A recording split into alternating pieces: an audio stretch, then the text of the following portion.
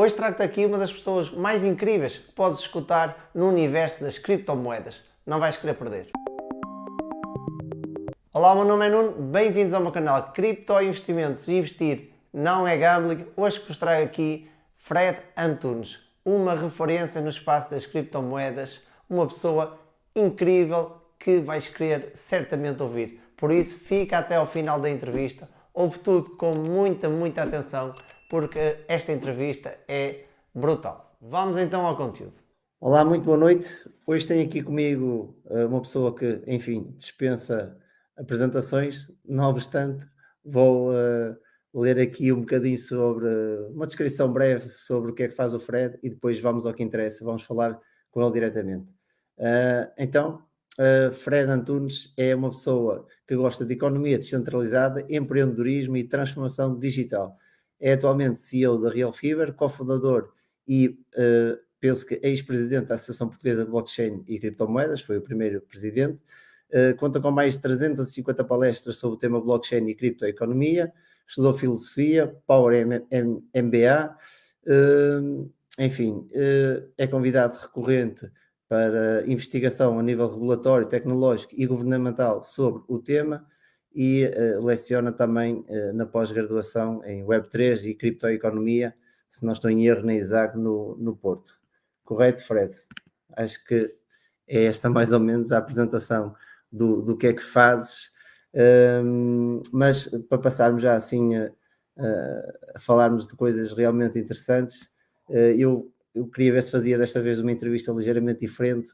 Diz-me, tudo associado a criptos, claro, mas quem é o Fred enquanto pessoa?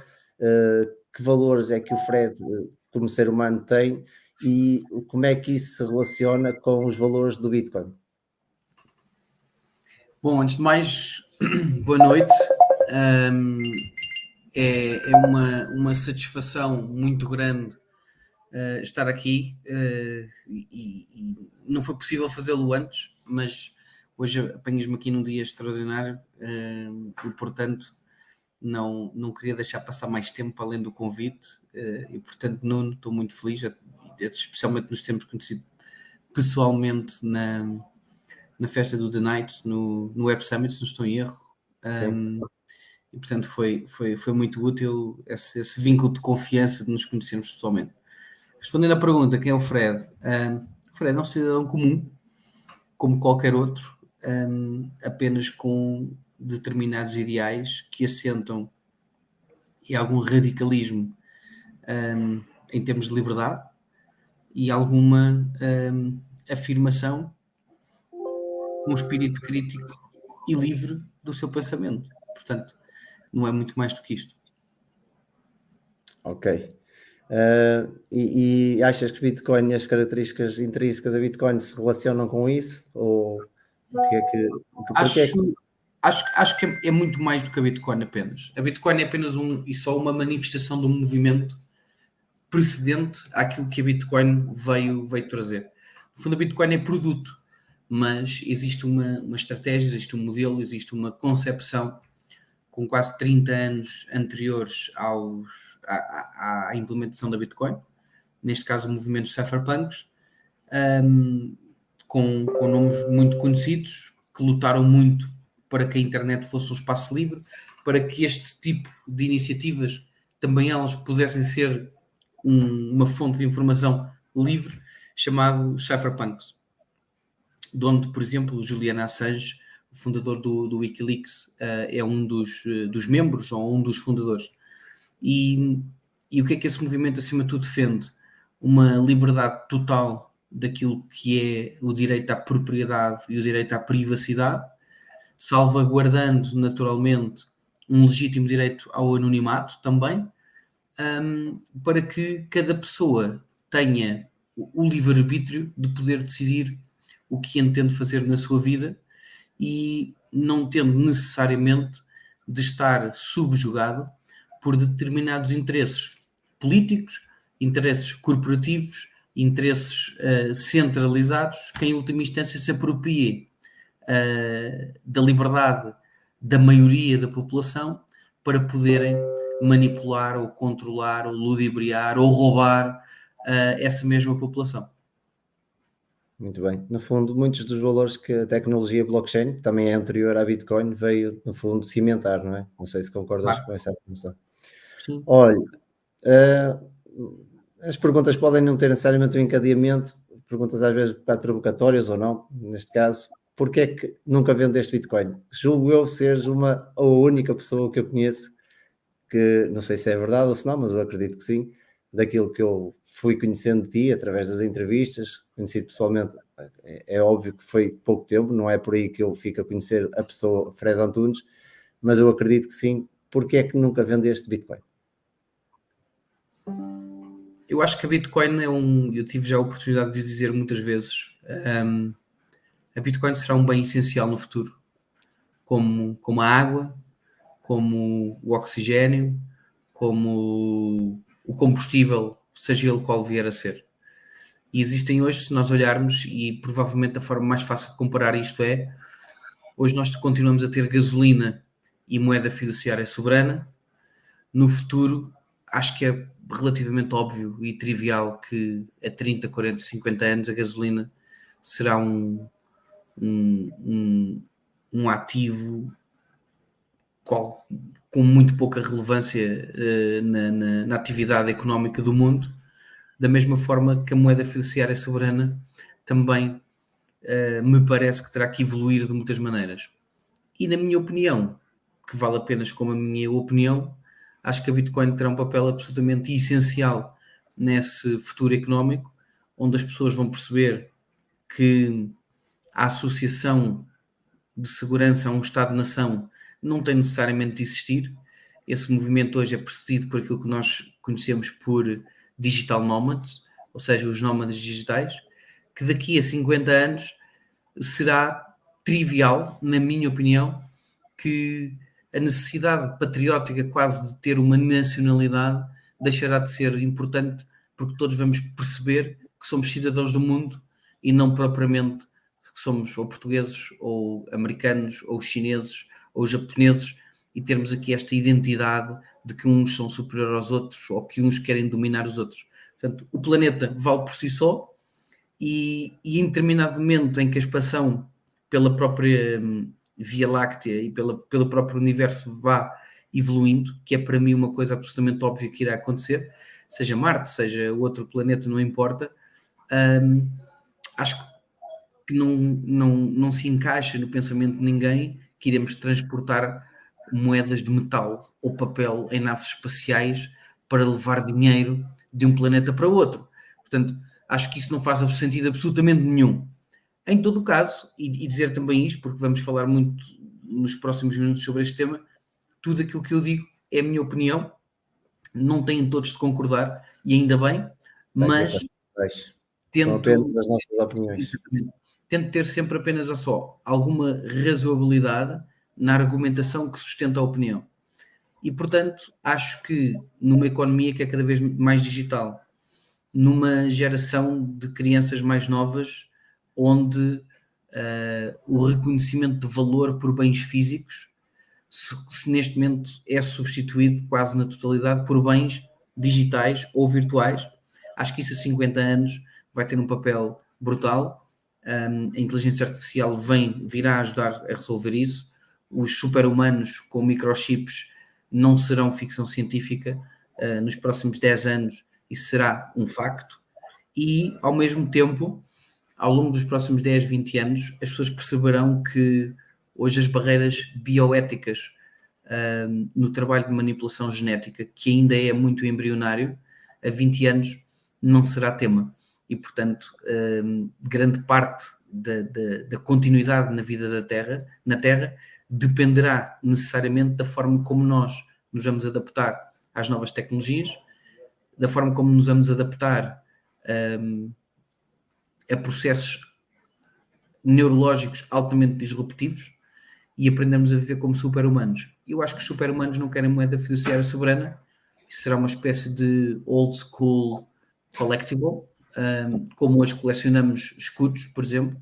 Acho que vamos colecionar euros, e não tem nada de mal, mas não me parece que a moeda fiduciária soberana de um Estado possa representar o planeta em outros planetas.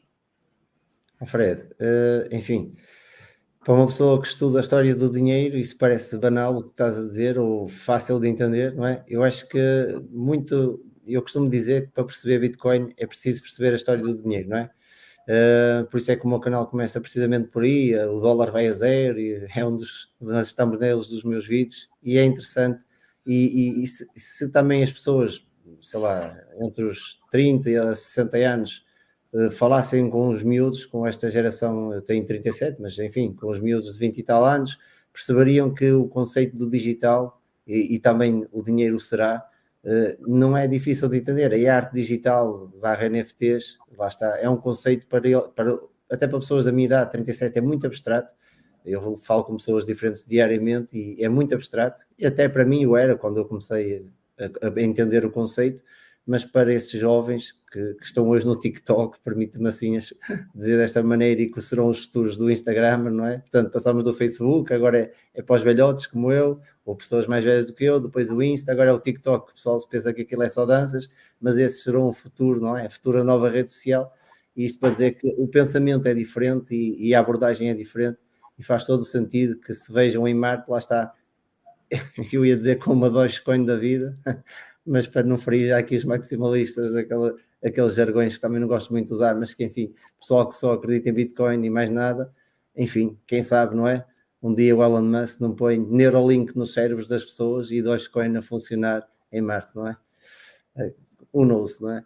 Olha, queria fazer aqui perguntas diferentes, e uma das perguntas que me lembrei, assim, quando combinamos a nossa entrevista muito à pressa, hoje foi assim uma oportunidade que surgiu, pá, mas acho que foram as melhores perguntas que eu já fiz, ou pelo menos diferentes. Quais são os temas que tu achas que são verdadeiramente importantes de discutir ou abordar? E aqui também passa a bola para a pergunta, fica mais do teu lado do que do meu. Quais são os temas que tu consideras que são mesmo fundamentais de abordar para que Bitcoin prospere como esse dinheiro futuro, como essa criptoeconomia futura? O que é importante falar para que Bitcoin vingue e que esteja entre nós, ou não é preciso nada?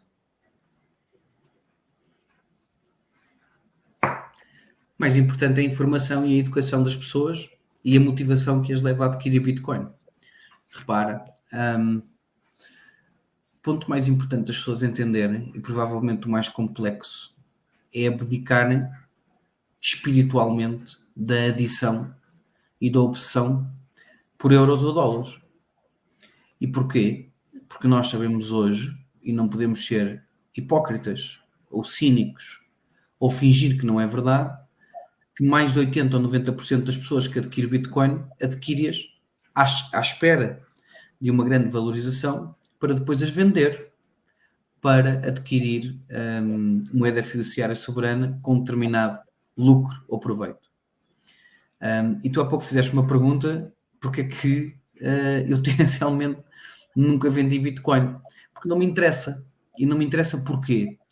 Porque tenho um trabalho, tenho um salário, não vivo da Bitcoin, nunca precisei de o fazer, e provavelmente até poderia ser uma das pessoas que menos o precisasse de fazer.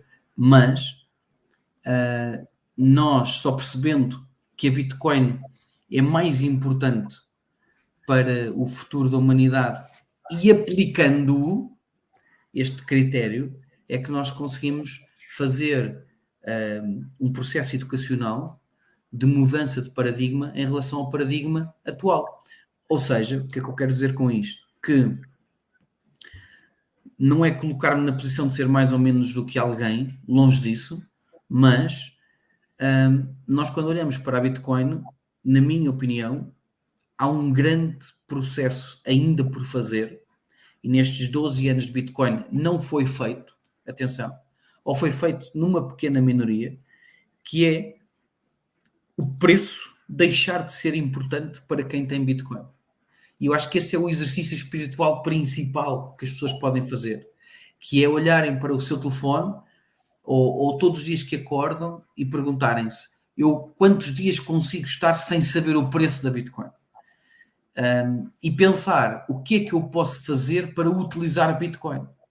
Porque, de facto, uma das coisas que muitas vezes os maximalistas criticam na centralização do euro ou do dólar, etc., etc., mas esquecem-se que de facto o euro ou qualquer moeda fiduciária soberana hoje ainda tem muita utilidade.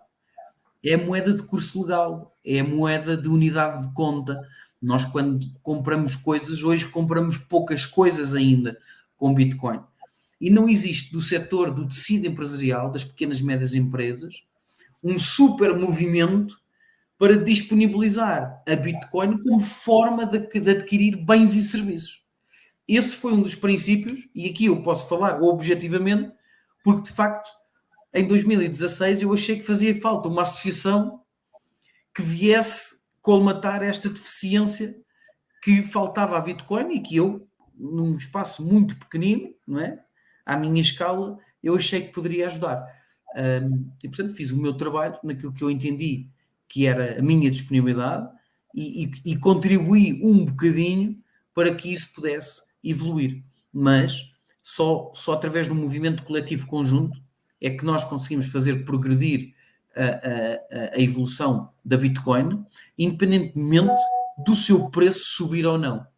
E este ponto é que é o mais importante de todos. Portanto, não é uma coisa essencial para mim que a Bitcoin faça 100 mil dólares, 200, 300, 500, 1 milhão, mas seria muito importante eu abrir o coinmap.org e ver que todos os meses o número de bens e serviços que eu pudesse comprar com Bitcoin pampasse 100%. E, portanto, aí sim, nós estaríamos a fazer um percurso muito importante, mas, Nuno, partilhando contigo os anos todos que eu tenho disto, infelizmente, mais de 90% das pessoas, isto não lhes interessa, o que lhes interessa é o preço. E mesmo dentro do universo dos maximalistas, infelizmente, o processo é igual e o mesmo. Fred, diz uma coisa, mas, enfim, tens essa percepção, eu também, eu contra mim falo, é óbvio que quando nós começamos, não vou ser hipócrita, queremos aumentar, pelo menos, pagar as nossas dívidas, se calhar conseguir ter ali uma alavancagem financeira em fiat, não é? Em euros no banco, enfim, claro que isso seria um bocado hipócrita dizer, percebo efetivamente esse conceito, acho que caminho cada vez mais para lá, mas diz-me uma coisa, sendo isso tão difícil, as pessoas, e em Portugal, a literacia financeira, como sabes, estamos no último lugar no ranking da literacia financeira. Sendo tão difícil as pessoas perceberem já de si conceitos básicos como o dinheiro, como é que nós, como sociedade, vamos nos próximos tempos conseguir dar esse salto? Não sei se percebes o que eu quero dizer. Acho que não vamos imediatamente. Não vamos imediatamente. Acho que é importante percebermos que isso demora 20, 30, 40 anos. São 1, 2, 3 ou 4 gerações para que isso aconteça. E se de facto a Bitcoin corresponder àquilo que se propõe, isso acontecerá naturalmente. Se a Bitcoin falhar, é sinal que naturalmente isso não aconteceu e por mais tentativas que nós fizemos, ela não teve essa aceitação.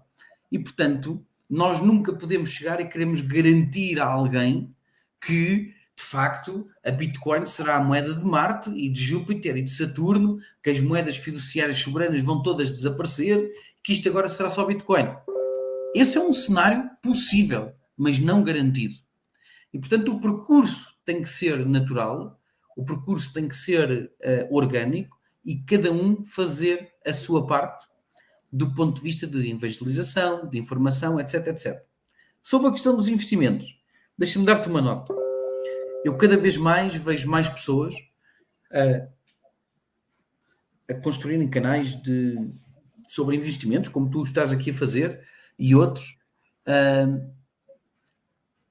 E para mim, enquanto utilizador, só há uma referência que me interessa, que é simples. E, portanto, uma pessoa que nunca tenha estudado nada sobre literacia financeira ou literacia tecnológica não precisa. Só precisa de ter acesso a este estudo, que é muito simples. Em 2017, uma consultora nos Estados Unidos da América fez um research, uma investigação sobre, nos últimos 100 anos, quem tinha sido o perfil do investidor melhor sucedido. Aquele que tinha conseguido mais lucros dos seus investimentos. Se era o carpinteiro, se era o pedreiro, se era a cabeleireira, se era o talhante, se era o broker do Wall Street, se era o advogado, se era o economista, se era o doutorado em Harvard ou em Stanford. Enfim, vamos criar aqui um modelo e perceber quem são as pessoas que conseguiram ter maiores lucros. No fundo é aquilo que toda a gente quer, não é? Como tu estás a acabar de dizer, e eu concordo. Vamos aos lucros. Como é que nós temos 10 euros e passamos a ter 1 milhão? E o estudo é muito objetivo no resultado. É que mais de 63%, portanto quase 2/3, sabes qual é o perfil do investidor melhor sucedido? É aquele que compra e guarda, acho eu. É o morto, da dead. Portanto, todo o resto que nós queiramos fazer, eu estou a jogar estatisticamente do lado errado. Porque o lado correto é aquele que compra, guarda e esquece. E espera 20, 30, 40, 50 anos. Porque é muito importante, Nuno, sensibilizar as pessoas para o seguinte. Pode acontecer a situação de sorte de jogar no Euromilhões, substituir isso por comprar Bitcoin e de repente apanha por acaso um bull run e segue caminho espetacular.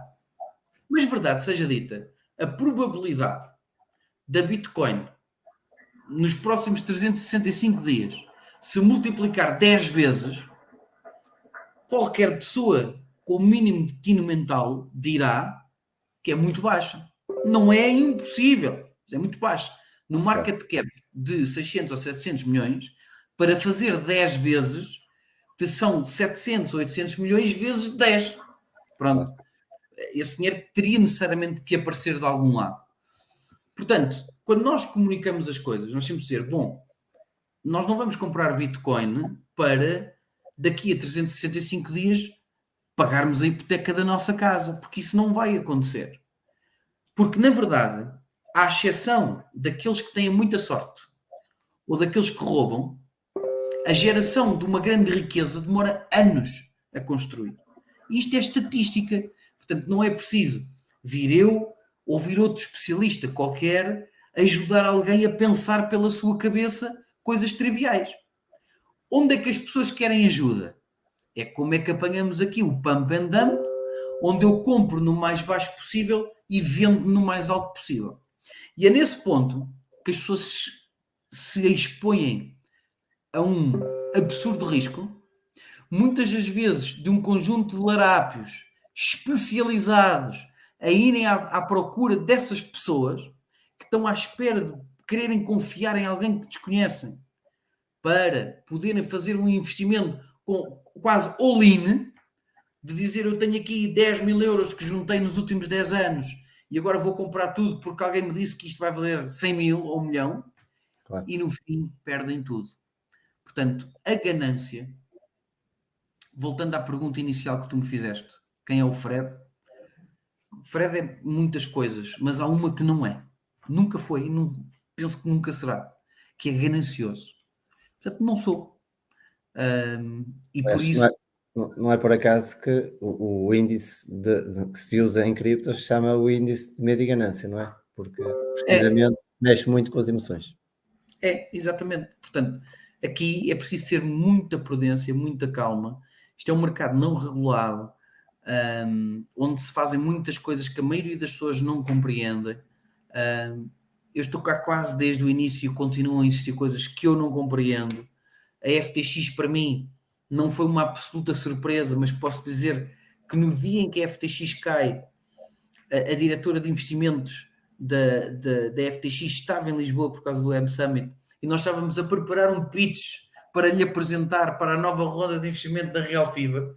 Entendes? Portanto, Jesus. Mesmo quem está nisto full time pode estar exposto a situações muito perversas. Portanto, é preciso muita calma, muita prudência, e a única coisa que estatisticamente está garantida, ou pelo menos em probabilidade, tem uma maior probabilidade de sucesso, é ser the dead, o investidor que morre. Isto é, o investidor que compra e se esquece que aquilo existe e volta a mexer 20 anos depois. Ok.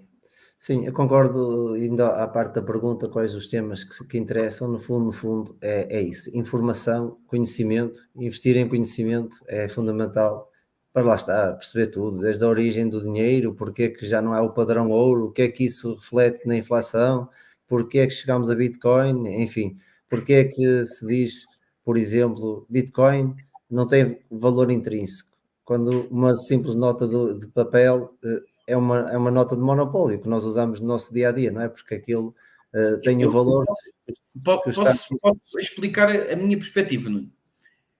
Eu não embarco 100% na ideia de que uma nota de papel de moeda fiduciária soberana seja uma nota de monopólio.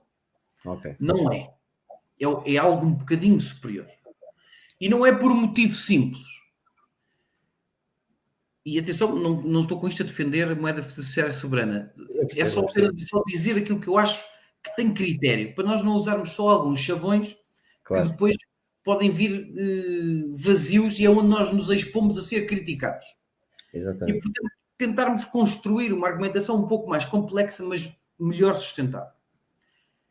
O que é que este papel do Estado, que nós damos o valor de 1 euro, ou 10 euros, ou 50 euros, ou 100 ou 500, o que é que ele tem por detrás? Não é o curso legal, não é o ser a moeda oficial do Estado, não é nada disso.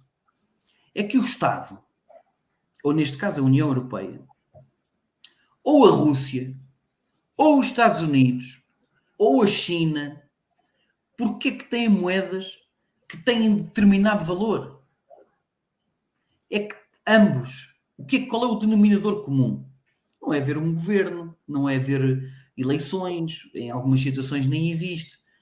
O que há é alguém armado, é alguém que tem um exército, é alguém que, se for questionado sobre o valor, tem armamento militar para forçar outrem, aquele que questiona, a deixar de o fazer.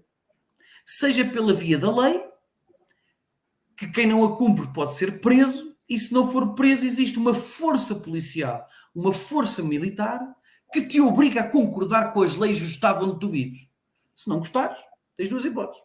Ou mudas de Estado, mas vais para outro Estado que terá outras regras que tu terás de concordar, ou trocas por um terceiro Estado que existirá também algumas regras que tu terás de concordar, ou no limite, como eu tenho alguns amigos meus, eu como tenho uma filha não o posso fazer, provavelmente seria onde seria mais feliz, encontramos uma ilha mais ou menos deserta, onde não existem grandes regras, e as únicas leis que temos que conviver perfeitamente e plenamente são com as leis da física e as leis da natureza, que essas aí não dá. Mas mesmo assim, atenção, Nuno, existirá um grupo de pessoas que mesmo assim se vão revoltar contra as leis da natureza, contra as leis da física, porque de facto essas pessoas contribuem pouco para a humanidade. Elas são apenas e só contra tudo e contra qualquer coisa. Porquê que a Bitcoin tem sentido? Porquê que a Bitcoin tem valor? Exatamente porque também a Bitcoin tem um exército. E que exército é esse? Não é um exército militar. Não é um exército policial. Não é um exército de leis e de códigos civis. É um exército da dimensão do povo tecnológico. É um exército daqueles que lideram e que controlam hoje a evolução da humanidade. É um exército da maioria dos diretores, CEOs, CFOs, CTOs das principais tecnológicas do mundo. E nós sabemos que o mundo no futuro vai ser dominado por tecnológicas. Aliás, ele já é. E vai ser cada vez mais. O mundo no futuro não mais vai ser dominado por bancos. Vai ser dominado e vai ser controlado e vai ser regulado por tecnologia.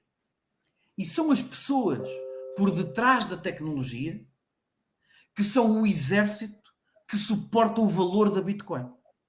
E, portanto, eu não preciso de dizer mal da moeda fiduciária soberana para dizer bem da Bitcoin. Porque a moeda fiduciária soberana teve uma aplicação, teve uma utilidade, teve um valor e ainda tem. E nós estamos num processo de transição em que uma deixa de ser importante e virará no futuro colecionável, para outra que é agora nova. É a nova tendência, é aquela que vem substituir, pela inovação e pela necessidade, o modelo anterior que está obsoleto.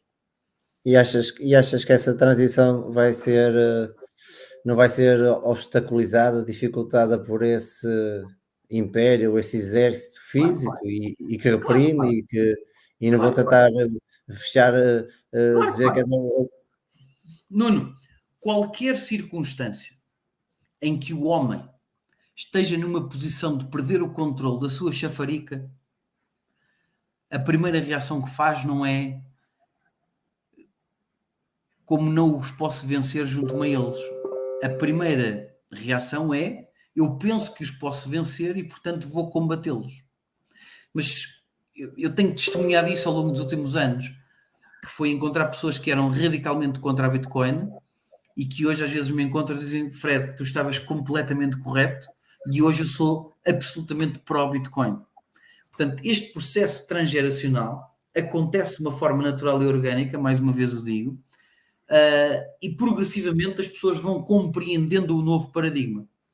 Se vão existir resistências, claro que sim, resistências regulatórias, resistências, por mais que não sejam conservadoras, e o conservadorismo tem direito a existir, da mesma maneira que o progresso ou a inovação têm também direito a existir. Portanto, se isto fosse só progresso e inovação, não estaria bem. Se isto fosse só conservadorismo, também não estaria bem. Portanto, as leis da física e da natureza são romanticamente interessantes porque existem contraditórios, porque se nós concordássemos todos que isto era Bitcoin, a seguir existiria alguém que não concordaria, e não tem nada de mal, é assim que isto faz sentido.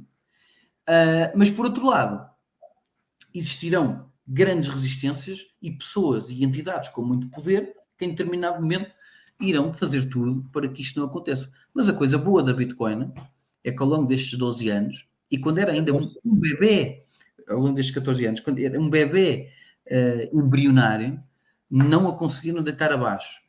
Quando passou a caminhar, também não. Entrou na primeira classe, também não. E neste momento diria que está a chegar à high school.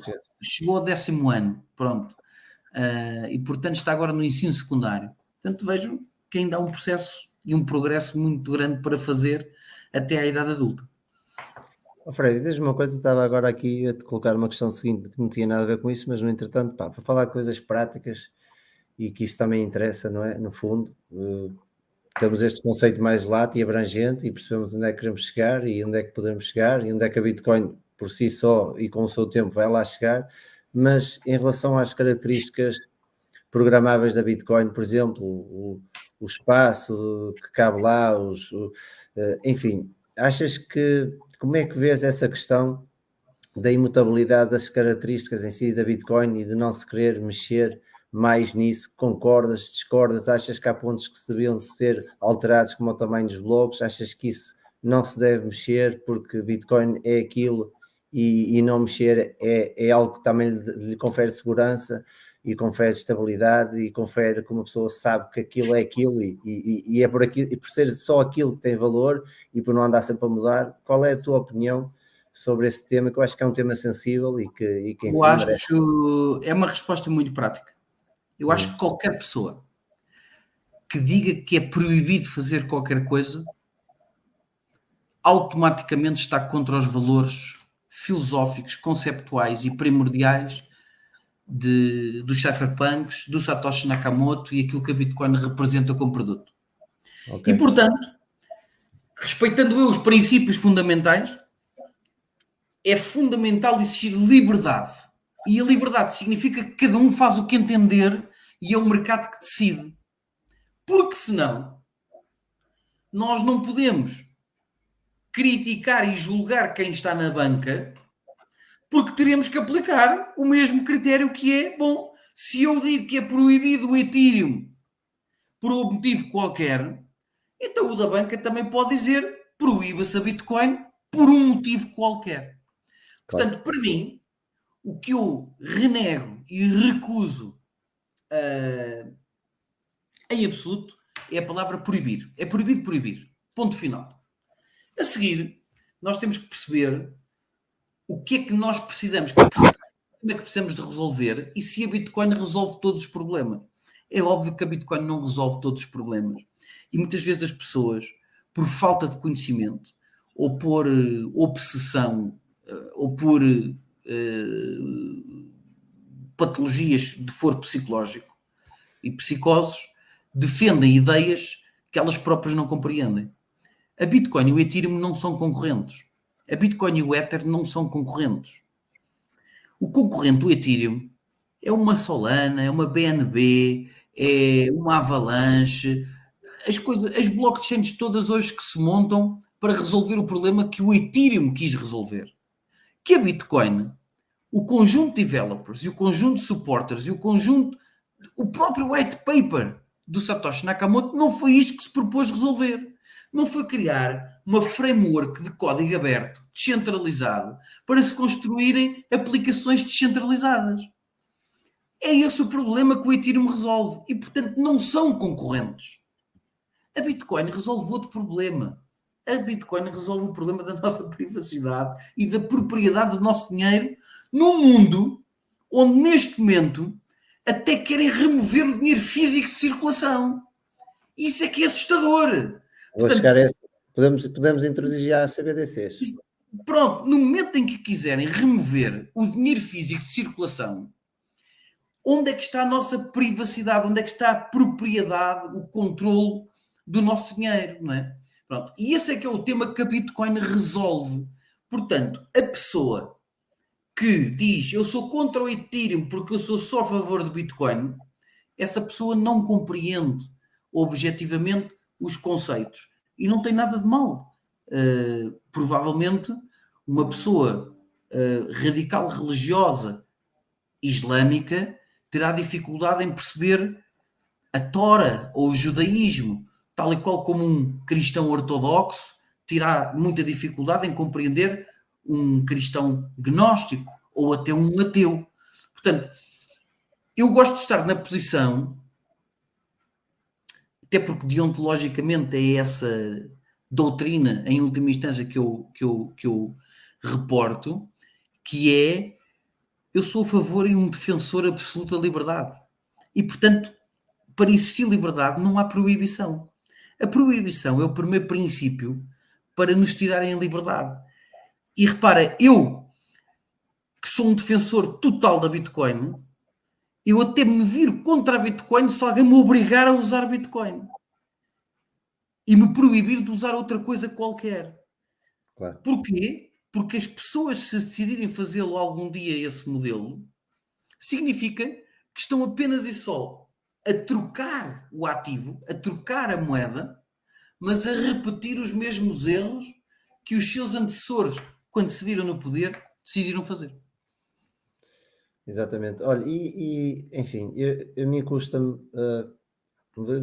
Trabalho com pessoas licenciadas, como já é público, sou enfermeiro, sou licenciado e trabalho num hospital muito grande e, ah, vai tudo ter com a parte do que é mais importante, o conhecimento. E é assustador, eu também não sabia, não é? Antes, quando comecei a estudar cripto, é que estudei a história do dinheiro, não fazia ideia que o presidente Nixon tinha abolido o padrão ouro em 1900 e troca ao passo, e muito provavelmente hoje seria mais uma das pessoas que nem sequer sabe o que é que significam as siglas CBDC, quando elas já andam a ser planeadas há muitos anos, e é curioso, não sei se viste no Instagram, há lá não é qualquer coisa das finanças, portanto é do organismo das finanças, e já há uns posts, não é em stories, é em posts, tem lá mesmo a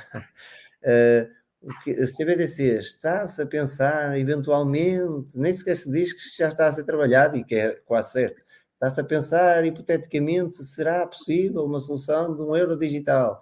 Mas atenção, que isto não tem nada a ver com Bitcoin, porque Bitcoin é isto e aquilo e pá. Ou seja, custa-me as pessoas nem sequer saberem tão pouco, lá está a parte da literacia básica, o que é uma CBDC, e ainda me vai custar mais, mas eu acho que vai ser bom apesar de tudo, e vai ser um potenciador dessa velocidade a que o Bitcoin vai ser adotado, vão ser as CBDCs. Mas antes disso, até as pessoas perceberem e chegarem ao Bitcoin e quererem fugir para ele, vai ser assustador a lavagem cerebral, não é? Que se vai fazer em função Bitcoin é que não presta porque não há nenhuma entidade central a controlar e vocês podem perder o vosso dinheiro todo e isso é tudo esquemas. E as CBDCs é que são boas, porque olha, isto até vai ser mais rápido e nós controlamos na mesma a segurança do vosso dinheiro. Ou seja, a lavagem cerebral vai ser tão grande de uma coisa que para mim é precisamente isso que tu falaste, da privacidade, é um completo assalto, mas a entrar pela casa adentro e deitar tudo abaixo como um tsunami, ou um furacão, não é? E o que é que quando falas com as pessoas, até eu muitas vezes, quando falo de criptos, falo muitas vezes hoje em dia de CBDCs, porque digo, vem aí uma coisa tão má, que se não fosse por mais nada, a tal o valor intrínseco da Bitcoin já era gigante, porque aquilo vai ser tão mau, se as pessoas souberem minimamente qual é o conceito e a invasão, a intrusão pela casa dentro que aquilo vai ser, as pessoas iam correr a comprar um bocado de Bitcoin antes que o dinheiro programável centralizado do Estado, as CBDCs, proíba de ir a uma wallet qualquer ou um site qualquer que dá para comprar cripto. O que é que tu tens a dizer sobre isso? Bom, em primeiro fazer aqui uma declaração de interesses em duas vertentes. Uma é dizer que faço parte do grupo de trabalho no Banco de Portugal, do projeto de estudo e de construção do euro digital. E segundo, dizer que faço parte dele exatamente para tentar trazer para o debate e para o desenvolvimento do euro digital tudo aquilo que tu acabaste de dizer. E com base nisto, de fazer duas inferições. A primeira é que o euro digital, da forma como hoje ainda está, tem muita resistência do lado descentralizado, mas também tem muita resistência do lado centralizado, porque o euro digital permite ao Banco Central Europeu fazer uma comunicação peer-to-peer com o utilizador e remover da cadeia de valor todos os intermediários, leiam-se bancos, operadores de pagamentos, etc, etc, etc. Portanto, os principais opositores antes dos criptoeconomistas, se quisermos assim, são os bancos. É a banca. Porque a banca pode perder os privilégios de intermediação da moeda.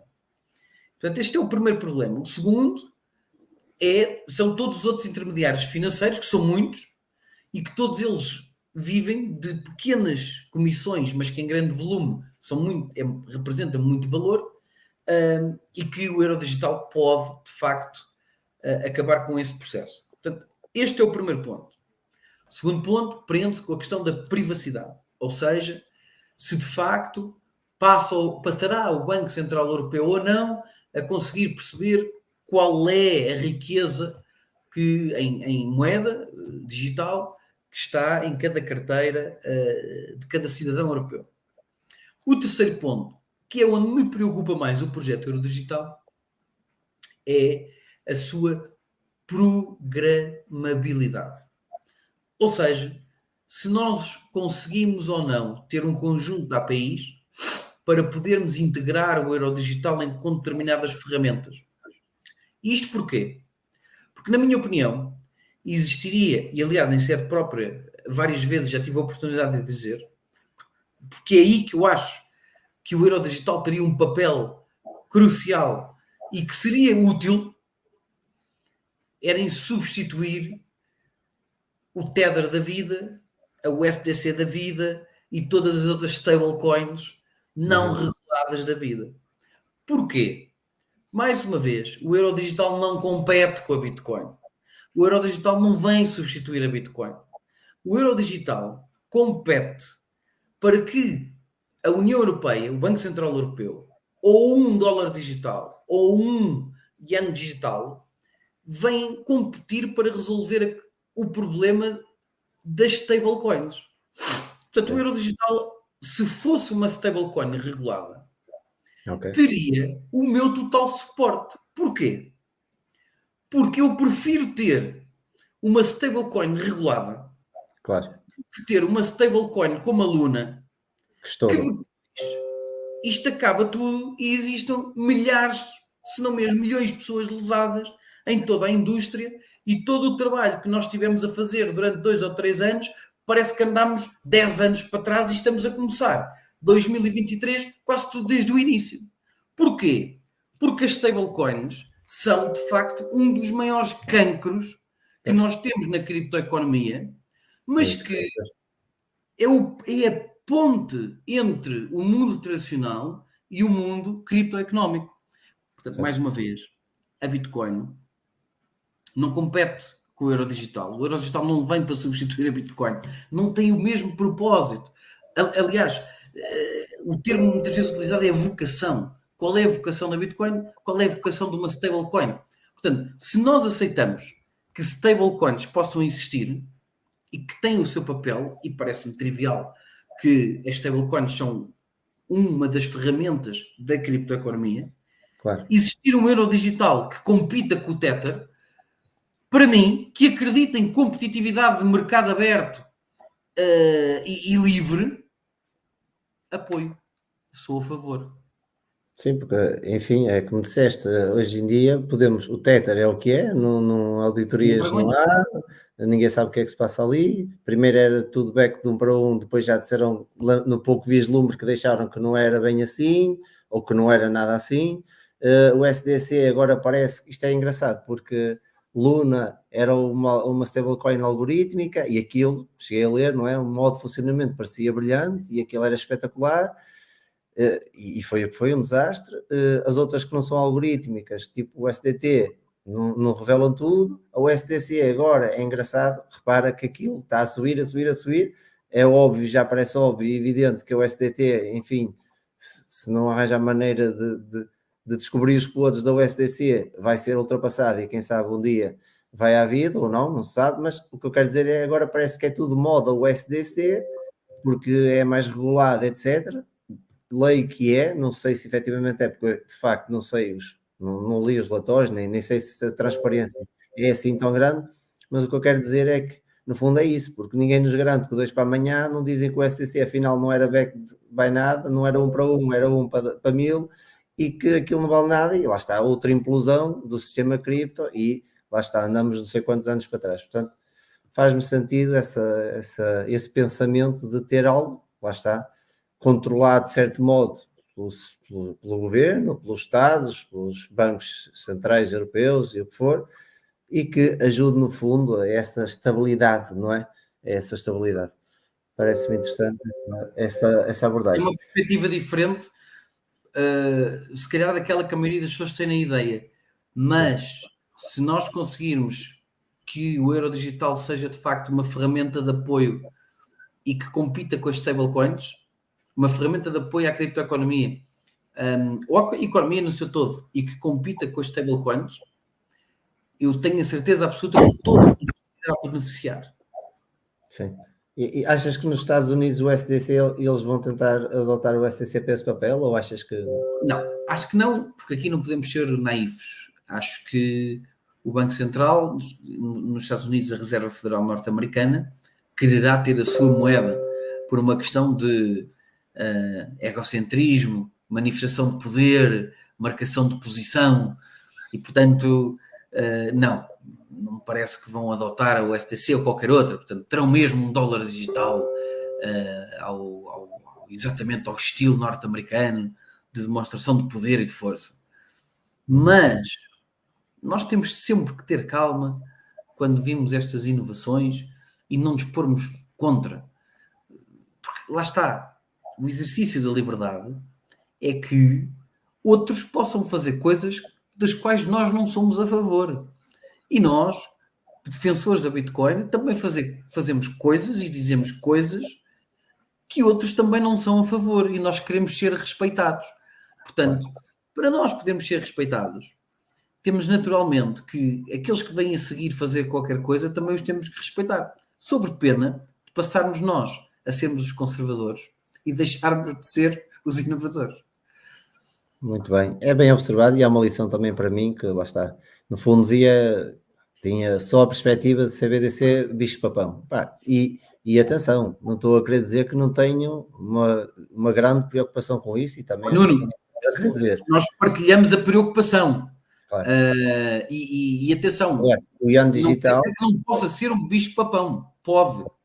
Poderá, mas lá está, as pessoas se envolverem, como eu neste caso tenho a oportunidade de o fazer, e tentarmos ajudar a trazer informação e tentarmos dar um caminho auxiliar que faça mais sentido, no fim, até pode ninguém levar aquilo a sério e no fim torna-se o bicho-papão que tu estás a falar. Mas eu faço o meu trabalho, eu faço a minha parte. E se no fim não funcionar, eu volto aqui ao pé de ti e digo, pá, eu tentei, não consegui, mas tentei. Até acho que é mais assustador na perspectiva que o António Vilaça Pacheco falou, e também li precisamente um relatório ou uma notícia há 2 ou 3 dias, até fiz um story sobre isso, que 1/3 da população mundial vive sobre regimes autoritários e nesse tipo de regimes aí uma Central Bank Digital Currency será esse bicho-papão, no sentido que até as próprias experiências que foram feitas com o Yuan Digital, a primeira CBDC a ser no fundo É assustador. Já foi programado dinheiro no sentido que ao fim de X dias expirava, porque o dinheiro programável permite isso. Só podias gastar em determinadas atividades. Aliás, a Kátia Azenha esteve no meu canal e uma das coisas que ela falou, um exemplo muito interessante e prático, é, imaginemos, no fundo somos diabéticos, então a nossa wallet não nos permite comprar produtos, sei lá, com açúcar ou a X nível de açúcar. Portanto, é muito interessante essa concepção, as pessoas também terem noção, que as pessoas não fazem ideia, não é? Do que é o dinheiro programável, não é? Portanto, é um assunto interessante e que, enfim, estava aqui muitas horas de live. Olha, pronto, já falaste aqui um bocadinho, eu ia dizer, fala-nos da rede Ethereum, das possibilidades que vês na rede, uma rede que permite nomeadamente a criação de tokens como a da Real Fiber. Já falaste aí um bocadinho sobre isso, de que de facto, tal como Bitcoin não veio competir com moeda fiduciária, com o seu propósito, a sua motivação não é essa, Ethereum também é tipo uma App Store onde a gente no fundo descarrega as nossas aplicações, não é? Aquele exemplo que eu costumo dar, que eu gosto de dar. Mas o que é que tu achas que este universo do Ethereum, do DeFi, dos NFTs, se bem que agora, há bocado queria falar em relação ao dizer proibido, eu acho curioso que agora os Bitcoin maximalistas querem proibir, usando este jargão, que pronto, vale o que vale, às vezes não é muito interessante usar esta palavra, mas as pessoas que defendem Bitcoin de uma maneira um bocadinho o sectarismo, não é, do Bitcoin, agora estão um bocadinho à rasca, porque parece que com a atualização do Taproot, os NFTs já fazem parte da blockchain da Bitcoin e até são melhores, como diz o Ivan Nontech, que é um dos canais que eu gosto de ouvir, porque são na blockchain, ou seja, eles são efetivamente NFTs que são nativos daquela blockchain, não é que são, portanto tem a ver com questões de código, não estão apenas em programadores e em sites de terceiros, aquilo está mesmo na blockchain, não é? E portanto é interessante ver como é que se fez aqui um flop e afinal os NFTs também já estão em Bitcoin. Mas para falarmos, para nos centrarmos na blockchain da rede Ethereum, que potencialidades é que vês nisto? Lá está, qual é a motivação da rede? O que é que isto nos oferece enquanto sociedade? Mais uma vez, estamos sempre na direção de experimentar soluções, que será o mercado a decidir quais gosta mais e quais prefere. E, portanto, se nós olharmos 30 anos atrás, existiam vários browsers para aceder à internet e foram os utilizadores que decidiram quais eram os browsers que melhor serviam o seu propósito. E muitos outros exemplos. Portanto, o que eu vejo hoje é, por um lado, um grupo de pessoas que está confusa, pronto, e não tem nada de mal. As pessoas têm o direito à confusão. Portanto, isso é que é o exercício da liberdade. A liberdade não obriga a que todos sejamos ser lúcidos, porque até o próprio conceito de lucidez pode estar intoxicado por aquilo que eu considero que é a minha verdade, e outra pessoa poderá dizer que o que eu estou a acabar de dizer eu é que estou confuso, porque ela sim é que está lúcida, porque a Bitcoin e o Ethereum são o inimigo número um de cada outro, um do outro, e o euro à mistura que deveria ser destruído. Pronto. Eu respeito essas posições, a única coisa que não respeito é que não respeitem as minhas. Dito isto, o Ethereum vai resolver e fazer evoluir grande parte da criptoeconomia, grande parte da indústria, para fins para além do especulativo. Hoje ainda não ultrapassámos essa fase, ou seja, do desembarque das tropas da Normandia e podermos passar a um modelo de paz, e sofremos muito em 2022 com isso, exatamente pela especulação ter atingido números assustadores que depois levou a um colapso total. Mas os pilares essenciais tecnológicos para os próximos 10 anos estão estabelecidos. Estão estabelecidos pelos non-fungible tokens, estão estabelecidos pelos smart contracts, estão estabelecidos pelo code base em Solidity e outras linguagens que cada vez é maior, estão estabelecidos pelo número de developers que todos os meses, que todos os dias migram de plataformas Web 2 para começarem a trabalhar e a programar em Web 3. Estão estabelecidos porque esta indústria paga aproximadamente quase mais 50% a 100% daquilo que é o salário normal de um programador em Web 2 para Web 3. Portanto, a procura e os números estão presentes. Agora, qual é que será a plataforma que triunfa? É difícil de prever.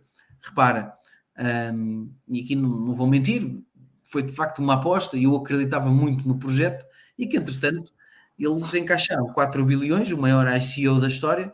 Não sei se tu ainda foste desse tempo, mas EOS era um projeto à data, precedente a Cardano e precedente a Avalanche e precedente a Solana, mas que em 2016, 2017 teve a mesma atração. E eles conseguiram, de facto, fazer o maior ICO de sempre. Foi um ano de ICO, com uma coisa absolutamente extraordinária à data. E hoje, em 2023, se calhar a maioria das pessoas que vai ouvir este videocast não saberá nem nunca ouviu falar de EOS.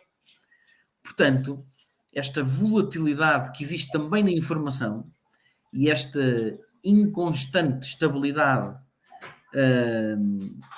ou esta instabilidade de quais são as plataformas que de facto estão na moda, se calhar neste momento Solana está na moda, mas provavelmente daqui a 2 ou 3 anos desapareceu e virá outra. E aí é que está o grande valor que nós reconhecemos à Bitcoin por um lado, o grande valor que reconhecemos ao Ethereum por outro. Porquê? Porque ambos os projetos conseguiram estabelecer-se no mercado, ter uma legião de programadores, de supporters à sua volta, e isso é fantástico. Portanto, nós não podemos querer, por exemplo, no setor automóvel, ter apenas e só uma marca de automóveis. Isto não faz sentido absolutamente nenhum. Imagina, nós queremos um carro e só existia uma marca e só existia um modelo. Quer dizer, que raio de limitação é que nós estaríamos a colocar a humanidade? Só existindo uma marca. Imagina o que é tu ires ao supermercado e tu queres comprar esparguete e só há uma marca de esparguete. Mas olha, eu queria este tagliatelle. Oh, não, tagliatelle é proibido. Aqui não se vende tagliatelle. Aqui só se vende este esparguete com esta marca. Imagina o que era tu queres comprar fruta e de facto só há bananas. Não há mais fruta nenhuma. Então, mas eu queria peras.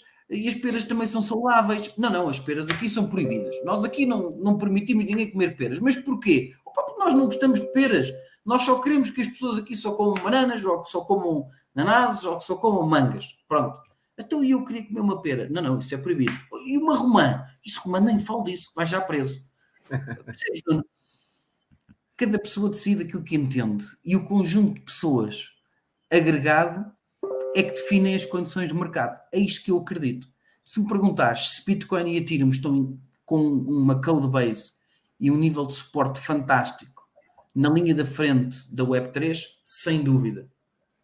Mas outras plataformas vão surgir para poder competir e depois vamos ver como é que se vai resolver. Eu acreditava imenso em EOS, especialmente porque a linguagem nativa era uma solução muito bem conseguida. Conseguiram levantar muito capital, mas conseguiram desaparecer com o dinheiro e no fim não se fez nada, percebes? Há muita gente que acredita em Cardano, há muita gente que acredita em Avalanche, há muita gente que acredita em Polygon, há muita gente que acredita em múltiplas blockchains. No fim, o mercado é livre e o mercado é que vai decidir, não é? Como costuma dizer. O mercado é livre e o mercado é que decide. É isso, isso é que é a liberdade na sua verdadeira ascensão da palavra e por isso é que cripto é diferente, não é? Porque é isso, o mercado é livre, o mercado é que decide. Se o mercado quiser gostar de dois para Marte, o mercado é que decide, tipo, é o que é. Tipo, as pessoas são livres, escolhem o que querem, cada um individualmente toma a sua decisão e no global depois vê-se o que é que dá. É o voto deste, mais aquele, e isso é que é verdadeira democracia, não é? Isso é que é verdadeira democracia. Olha, eu há bocadinho não te fiz uma pergunta para terminar sobre Bitcoin. Desculpa lá estar aqui a alongar no teu live, mas a conversa está a ser boa, tenho que aproveitar. Eu falei com o Febrer sobre o que é que ele achava que podia destruir a Bitcoin, ou falei ali nos bugs de inflação que já existiram, e ele disse que se não era um problema, porque até já existiram. O que é que tu achas que podia ser a verdadeira ameaça, ou algo catastrófico que pudesse findar com a Bitcoin? Ou achas que nestes 14 anos já foi battle tested, ou seja, já levou com murros de todo lado e que agora muito dificilmente haverá algo crítico que a destrua? Há duas coisas que podem destruir. Os computadores quânticos, também falamos sobre isso. Há duas coisas que podem destruir imediatamente a Bitcoin. Ou pelo menos enfraquecê-la.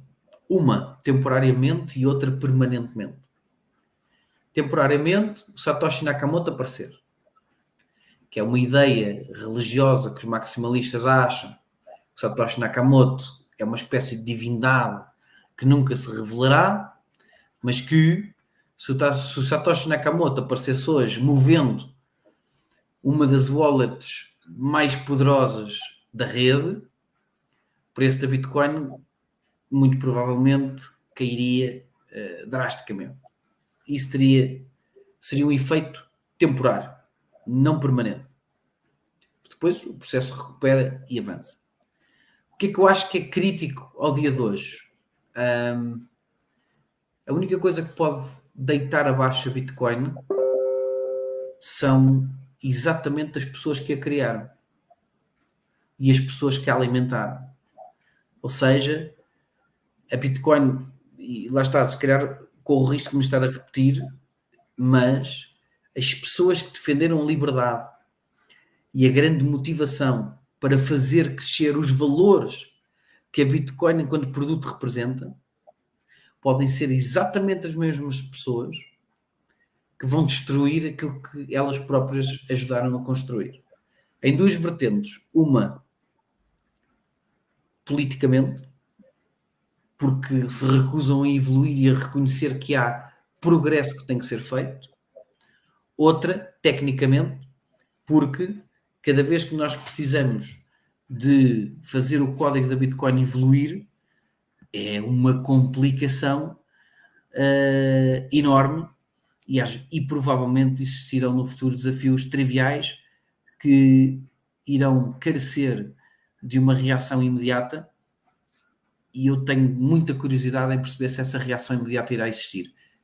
Uma das reações imediatas que será necessária é um hard fork imediato para corrigir o problema da computação quântica, que ainda não é um problema, mas que será no futuro, e veremos como é que as pessoas que estão por detrás da Bitcoin, porque a Bitcoin tem pessoas por detrás, isto é importante dizer, a Blockstream é uma empresa que contratou e contrata hoje em dia mais de 90% dos core developers do código da Bitcoin, ponto final, e liderados pelo seu CEO, Adam Beck, que é a terceira pessoa na história que recebe Bitcoin, e que por acaso, por mera coincidência, em 1997, foi a primeira pessoa na história a publicar um código chamado Hashcash, que propunha exatamente aquilo que a Bitcoin propôs, e que por acaso, por mera coincidência, o código é 99,9% igual ao da Bitcoin. E, portanto, é preciso nós termos alguma calma e não termos uma certa cegueira, às vezes, para só querer ver aquilo que queremos ver. E o José Saramago nisso era genial, que era o cego, não é aquele que tem cegueira ocular. O cego é aquele que não quer ver. E eu, dos anos que tenho visto, tento não cometer o erro que a Kodak, tento não cometer o erro que a Blockbuster, tento não cometer o erro até que a própria banca está a cometer em se recusar a ver a verdade. E eu a única coisa que tento fazer é morrer pela verdade. Muito bem. Belas palavras, palavras sábias. Olha, bem, para acabarmos aqui a entrevista, porque também és uma pessoa extremamente ocupada e agradeço-te já pelo tempo que E tiraste. tenho um drop a decorrer que está quase vendido. E está cheio de gente aí em casa a trabalhar, como eu constatei antes de estarmos aqui, antes do Fred ir para essa salinha. Olha, pá, eu não, o meu canal na apologia do meu canal é falar sobre criptos de uma maneira geral, etc. Mas pá, não podia vir aqui e deixar de falar de deixar falar do teu projeto Real Fever e hoje participei num dos drops e gosto e pá, pronto. Aqui abre uma exceção, pá. E digo que comprei e que acredito, porque acredito nas pessoas, acredito, e por isso é que entrevistei o Fred, por isso é que entrevistei o Pedro Febreiro, o grande Pedro também, primeiro entrevistado aqui do canal com muita honra, e portanto, fala-nos um bocadinho da Real Fever e fica aqui para terminar. Real Fever é uma empresa que usa a tecnologia blockchain para resolver um problema. E o problema é, não faz sentido no mundo digital nós continuarmos a imprimir cromos físicos. E, portanto, eu, enquanto colecionador de variedíssimas coleções associadas ao desporto e não só, achei que em determinado momento, para escalar um negócio, nós não podíamos continuar a imprimir papel, até porque não é ecológico, e poderíamos substituir essa impressão por uma existência digital que substituiria a impressão física. E foi isso que nós fizemos. Portanto, ao longo da história, sem blockchain nós não conseguimos certificar nenhum ativo. E aquilo que a blockchain nos trouxe foi esta capacidade, este enabler, de poder criar colecionáveis digitais e, no fundo, o core business da Real Fever tem esta vertente de colecionáveis digitais, com a vantagem de, em vez de serem cromos das fotografias, são vídeos dos golos, e, portanto, eu prefiro ter golos do Cristiano Ronaldo do que ter fotografias do Cristiano Ronaldo. E, por outro lado, temos o Fever Battle Arena, que é o nosso jogo que as pessoas podem jogar com os momentos que saem nas saquetas. Jogo esse que é também ele uma evolução de dois jogos de grande sucesso nos últimos 30 anos, um físico e um digital. O físico, Magic the Gathering, para quem é um pouco mais velho saberá perfeitamente do que eu estou a falar, das cartas que nós comprávamos saquetas e depois jogávamos na Gárgula, que era o sítio onde tínhamos os torneios e tudo mais de Magic the Gathering, e Hearthstone. Hearthstone é um grande trading card game, um grande jogo de cartas digital da Blizzard, da Activision, Web 2, e o que nós tentámos foi juntar aqui três peças. Uma, a inspiração da mecânica do jogo de Magic the Gathering. Dois, aquilo que foi a evolução depois para digital que o Hearthstone trouxe. E três, juntar estes dois pontos com a tecnologia blockchain e fazer um jogo descentralizado à volta do futebol e dos nossos momentos. Muito bem, está dito. Já agora, para que o pessoal saiba, isto não é todo patrocinado. Atenção. Não é nenhuma. Aliás, diga-se a bom da verdade, e digo com muita humildade, mas também com orgulho, felizmente a Real Fever não precisa. Aliás, angariou 10 milhões há pouco tempo, não é, Fred? Exatamente. Precisamos sim, é de criação de cultura, criação de fãs, e que as pessoas percebam que quando compram uma saqueta e momentos na Real Fever, os compram para poder jogar, para poderem passar bons momentos de diversão a jogar o jogo e não à espera de comprarem coisas por 10 para venderem por 1000. Esse é sempre o mau princípio. Muito bem. E é o que nós estamos comprometidos em ajudar a resolver. Olha, Fred, foi aqui uma horinha já, quase um quarto de entrevista. Espero que isto fique bem gravado, que não cometa o erro de apagar o fecheiro como fiz com o Tiago Mariano. Desculpa mais uma vez, Tiago.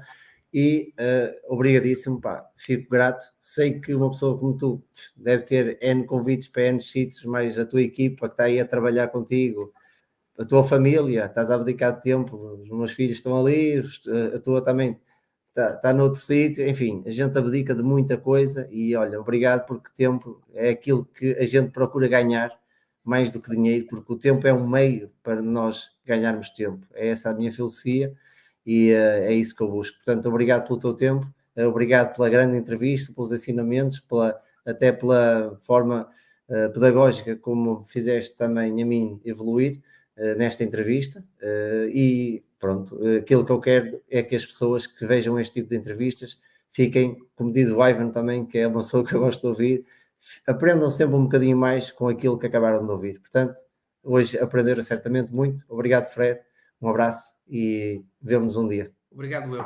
Espero, como sempre, que tenhas aprendido alguma coisa, que tenhas gostado da entrevista. Se gostaste, subscreve o canal, partilha, deixa o teu like, escreve aí também nos comentários as tuas opiniões acerca da evolução do canal, do nível dos convidados entrevistados. Se estás a gostar, se não estás, podes também deixar aí nos comentários a tua vontade em querer estar aí desse lado e seres tu o entrevistado. Portanto, já sabes, este desafio mantém-se de pé. Se ainda não assististe aos outros vídeos do canal, é favor clicar aqui. Não te deixes levar por esquemas de dinheiro fácil e rápido, porque isso, meus amigos, simplesmente não existe. E como sempre, vemo-nos no próximo episódio.